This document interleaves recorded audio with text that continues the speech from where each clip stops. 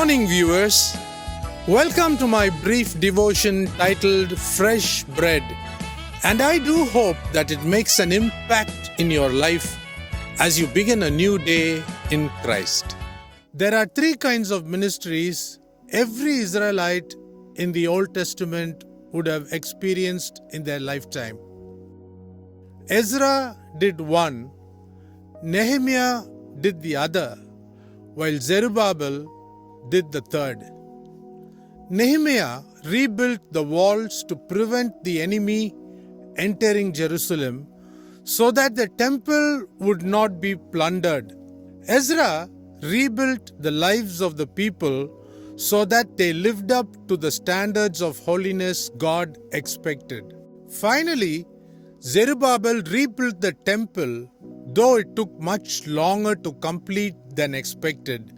From the book of Nehemiah, we come to understand that whosoever decides to do something for God, there will certainly be opposition. Read Nehemiah chapter 2, verse 19, where we find that Sanballat the Horonite, Tobiah the Ammonite official, and Geshem the Arab laughed and despised and said, "What is this thing you are doing? Will you rebel against the king?" In fact, Sanballat, the Bible records in Nehemiah 4, verse 1, says that he was furious and very indignant and mocked the Jews because they wanted to rebuild the walls of the city.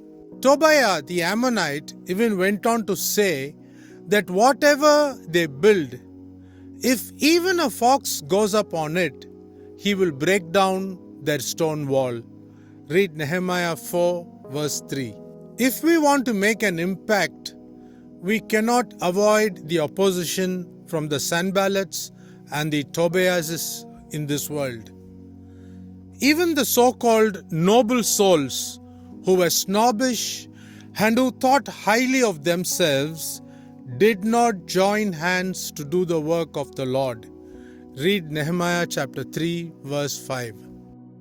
So when there is so much discouragement, opposition and indifference, where do we find our strength to do the work of the Lord? The answer is found in Nehemiah chapter 8, verse 10. The joy of the Lord is our strength amidst all forms of opposition. Today, many give up halfway because they do not go to God for that strength. Again, read Nehemiah chapter 6, verse 9. In the New Testament, when the Samaritan woman got saved, the joy of the Lord made her run to the city to share the good news with all her other friends. She could not contain the joy within her for herself after getting to know who the Messiah was. When Christians lose the joy of the Lord, they lose their strength. Satan knows this, and with all the time left, he moves around like a prowling lion to do whatever is in his power to steal that joy. No wonder Apostle Paul writes to the Philippian church while tied to two Praetorian guards, saying, "Rejoice in the Lord always, and again I say, rejoice." In closing, I have a good friend who is a Muslim convert, and he always asks me this question: why do Christians look so sad and some even angry? I think we all owe my friend an answer. Think about this. Have a great day.